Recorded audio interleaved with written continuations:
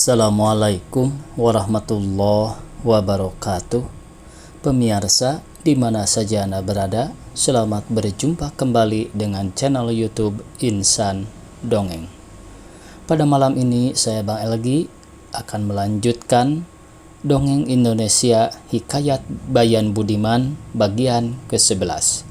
Terima kasih kepada semua subscriber yang selalu setia menemani. Selamat mendengarkan. Telah beberapa buah kapal pada pulau itu, demikianlah juga kata nahkodanya.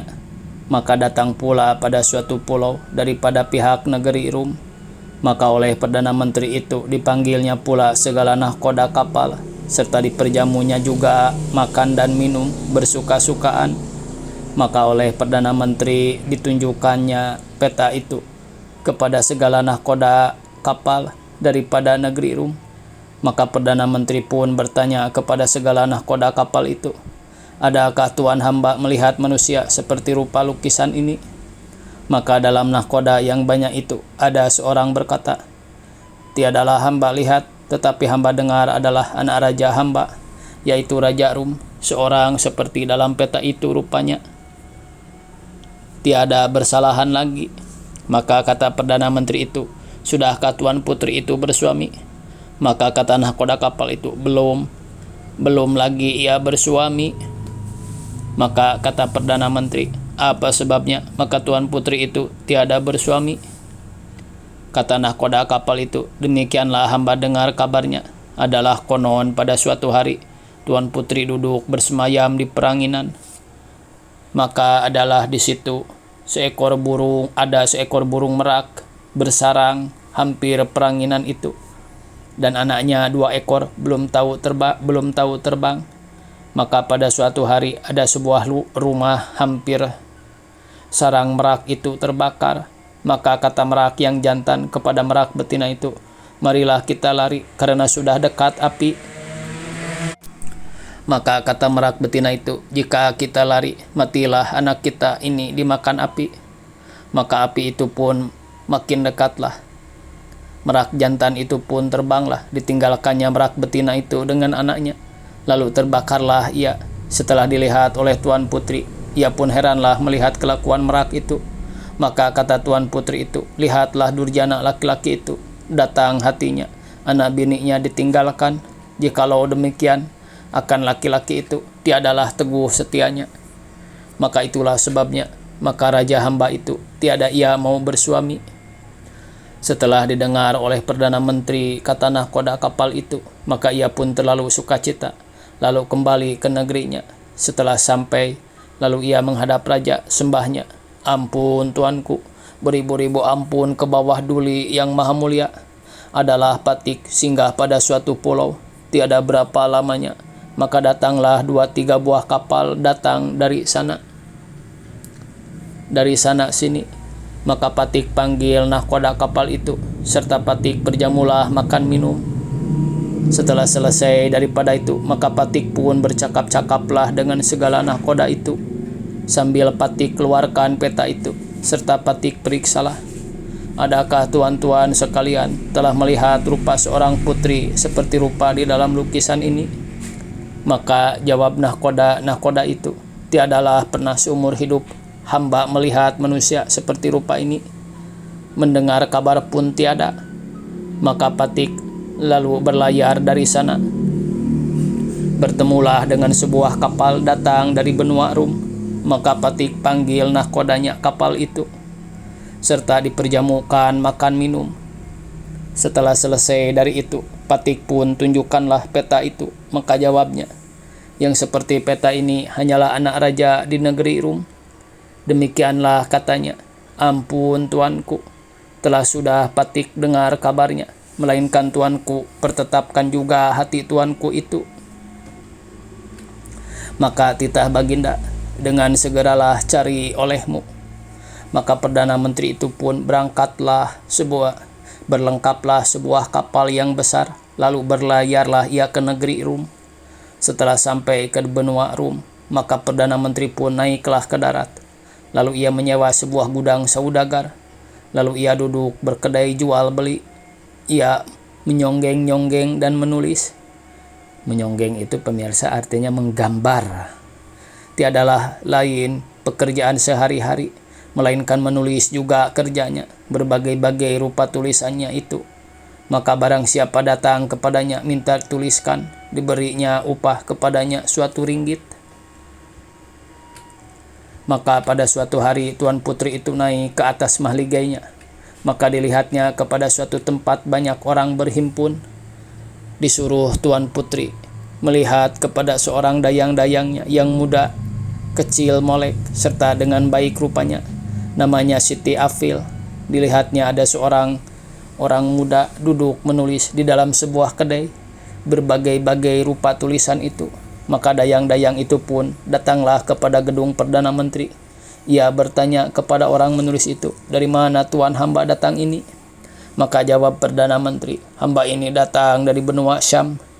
Maka Perdana Menteri itu pun tahu akan perempuan itu, dayang-dayang raja juga.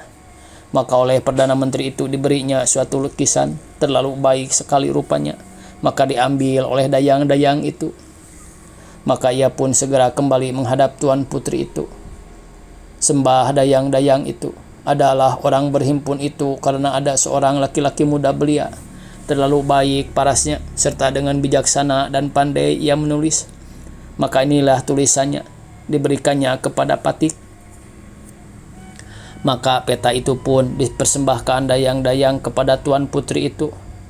Oleh Tuan Putri dilihatnya peta itu terlalulah baik rupanya.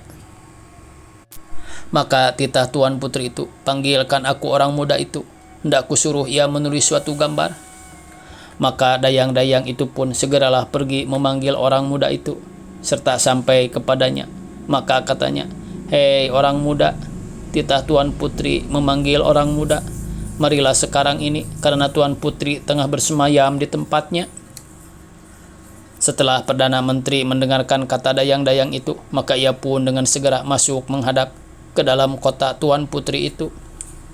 Setelah Perdana Menteri melihat rupanya Tuan Putri itu, maka ia pun heranlah seketika di dalam hatinya. Patutlah ia menjadi istri tuanku itu. Setelah itu, maka Tuan Putri pun bertitah, "Hei orang muda, dari mana datang ini?" Maka sembah Perdana Menteri, "Patik ini datang dari benua Tur." Maka disuruh oleh Tuan Putri menulis suatu peta. Maka ditulis oleh Perdana Menteri sebuah bukit dengan sungai sekali. Sahdan di kaki bukit itu ditulisnya rusa laki bini dan anaknya seekor kecil. Maka anak rusa itu pun jatuh di tengah sungai itu. Setelah sudah ditulisnya itu lalu dipersembahkannya kepada Tuan Putri itu. Maka kata Tuan Putri, "Tulisan ini terlalu baik sekali. Adakah ceritanya rusa itu?"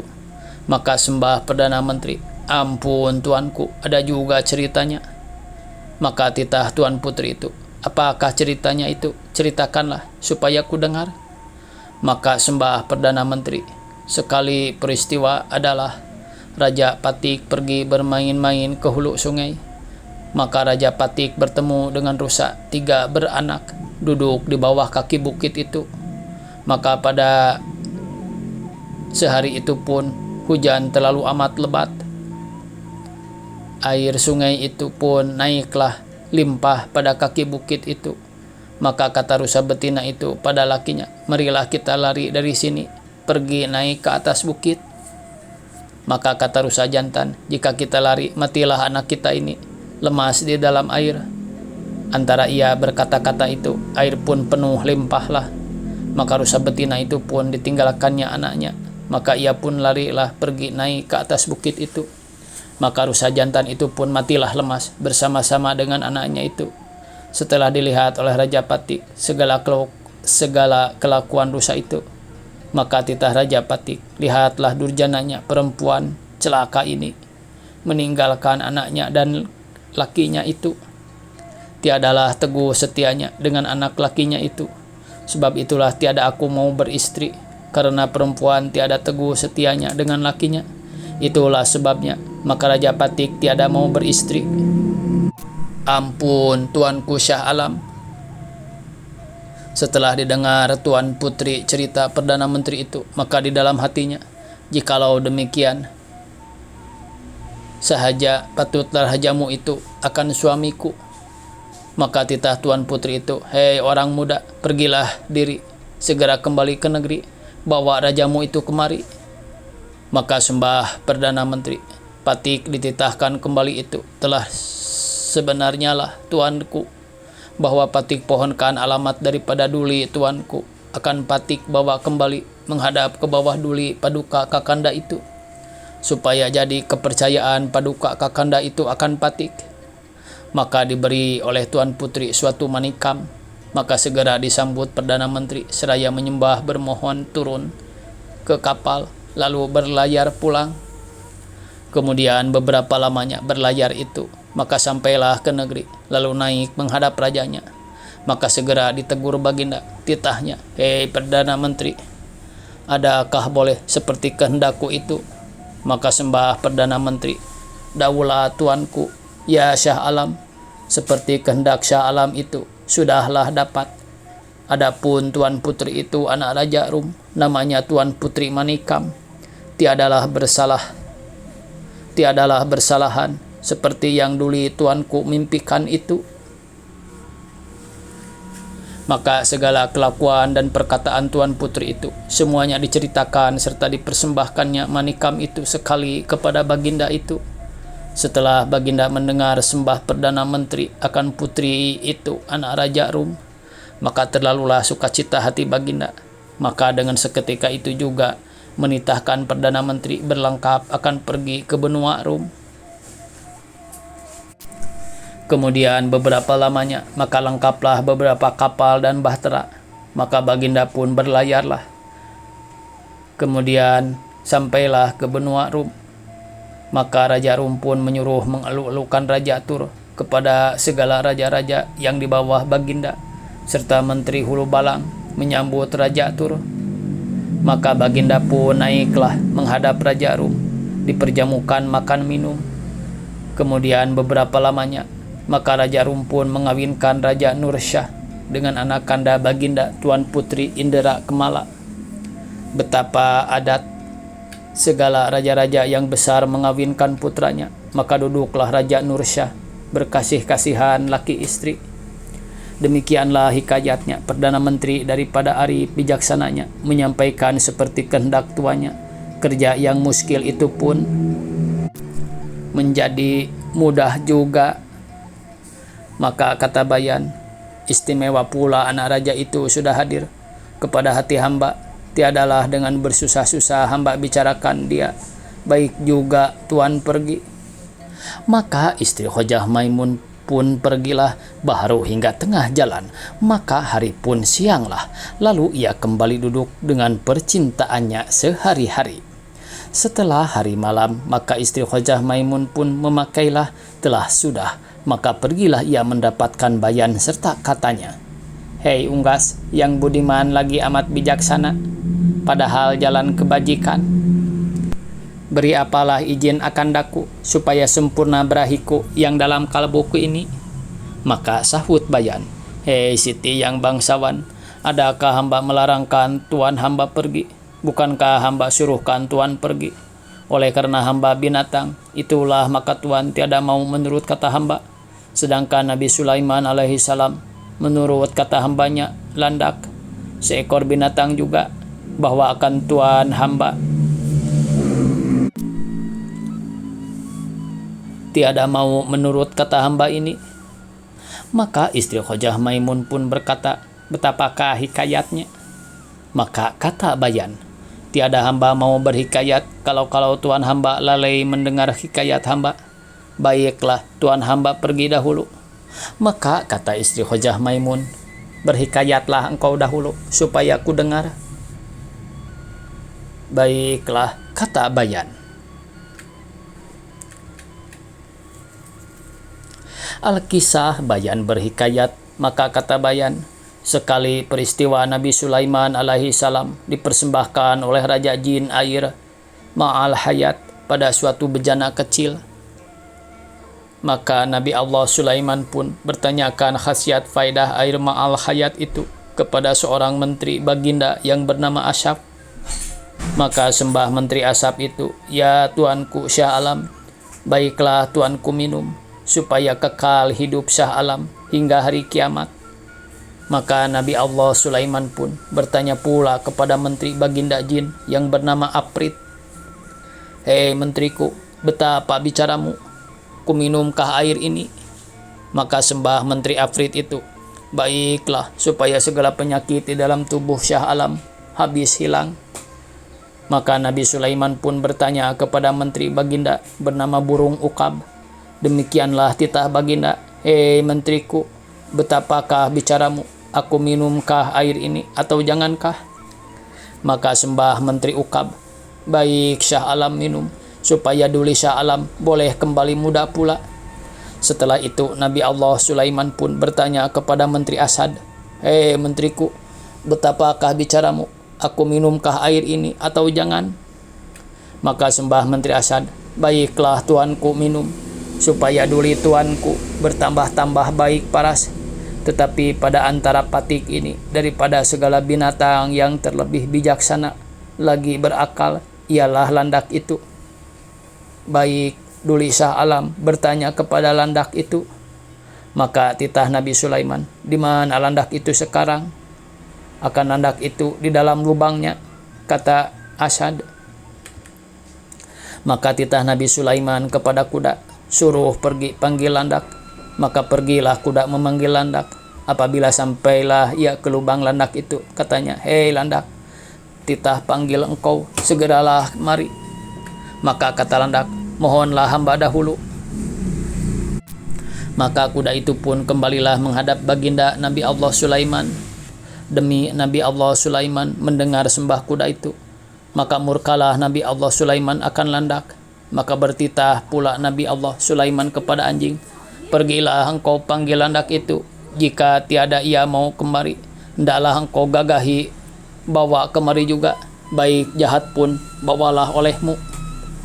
Maka anjing pun pergilah dengan segera. Setelah sampai ia ke lubang landak itu, maka ia pun bertempi. Katanya, "Hei landak, marilah engkau dipanggil oleh Nabi Allah Sulaiman. Segeralah engkau keluar. Jika tiada mau dengan baik, dengan jahat aku bawa menghadap." Maka landak pun terkejutlah mendengar suara anjing itu, terlalu hebat bunyinya. Maka segeralah ia berlari-lari datang menghadap Nabi Allah Sulaiman. Maka landak pun sujud kepalanya ke tanah. Maka titah Raja Sulaiman kepada menterinya, "Manatah katamu, landak ini berakal lagi bijaksana? Mengapa kusuruh panggil kepada kuda kenaikan aku yang mulia? Tiada ia mau kemari. Maka kusuruh panggil kepada anjing yang hina itu, maka segera ia datang." Maka menteri itu pun menjunjung duli akan titah Raja Sulaiman itu kepada landak. Maka sahut landak, "Hei menteri yang budiman, sebenarnya lah titah duli Syah Alam itu. Tetapi tiadakah tuan hamba tahu akan paedahnya? Adapun akan kuda itu suatu binatang yang mulia, sekali-kali tiada ia berbuat fitnah akan hamba. Sebagaimana kata hamba, demikianlah dipersembahkannya ke bawah duli Syah Alam. Adapun akan anjing itu suatu binatang yang hina, jika tiada pun hamba berkata-kata yang jahat, dapat juga ia fitnahkan hamba ke bawah duli Syah Alam dengan sembah durhaka. Jadi durhakalah hamba. Sebab itulah maka segera hamba datang, takut hamba dikatakan durhaka ke bawah duli Syah Alam itu." Setelah didengar Raja Sulaiman sembah landak itu, maka titah Raja Sulaiman, "Hei landak, hampirlah engkau kepada aku. Aku hendak bertanya kepadamu, bahwa aku dipersembahkan Raja Jin Air Ma'al Hayat di dalam bezana. Betapa bicaramu? Baiklah aku minum atau jangankah diminum? Hendaklah engkau berdatang sembah yang benar kepada aku." Demi landak mendengar titah Raja Sulaiman, maka ia pun menundukkan kepalanya seraya berpikir di dalam hatinya.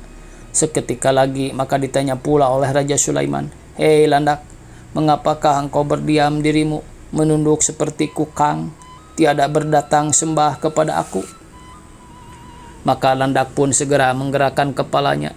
Maka sembah landak, "Ampun tuanku, beribu-ribu ampun. Patik ini binatang hina memohonkan ampun. Sekiranya jikalau duli Syah Alam santap air Ma'al Hayat itu terlalu baik, Umur Syah Alam pun lanjut dan penyakit pun tiada di dalam tubuh. Duli Syah Alam pun muda selama-lamanya, tetapi jahatnya pun ada juga. Maka titah Raja Sulaiman, apa jahatnya? Maka kata Landak, jika Duli Syah Alam santap air ma'al hayat itu, tiadalah Syah Alam mati hingga datang kepada hari kiamat. Tetapi istri yang dikasihi mati dahulu dan anak Syah Alam mati. Cucu cicit Syah Alam pun mati. Handai sahabat yang dikasihi Syah Alam pun mati. Dan rakyat bala tentara Duli Syah Alam sekalian habis mati. Hingga Duli tuanku seorang juga yang hidup. Apalah gunanya hidup yang demikian itu? Waktunya habis pemirsa. Dicukupkan sekian. Semoga esok kita bisa berjumpa kembali. Billahi taufik wal hidayah. Wassalamualaikum warahmatullahi wabarakatuh.